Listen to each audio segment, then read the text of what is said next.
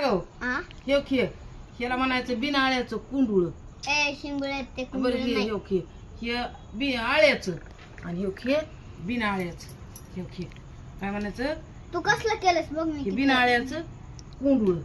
तू कसलं केलंस इकडे बघ. आम्ही सगळे आळ्याचेच केले तर बिनआळ्याचं एक केलं नाही. आळ्याची बघ मी कोणता शेप बनवलाय. तो आळ्याचं कोणता बनवलं शेप बनवलाय आणि मी बिनआळ्याचं बनवली. हे बघ ते आळी झाले असं गोल कलर. आज नवीन पदार्थ बनवला खायला. उन्हाळ्यात असलाच खा वाटतो.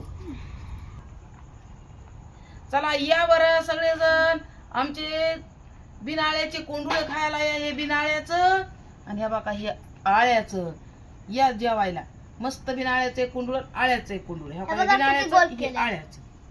इकडे बघा किती गोल झाले. हा राघव तर आमचा एवढा सुग्र नाही. बघा किती गोल झाले.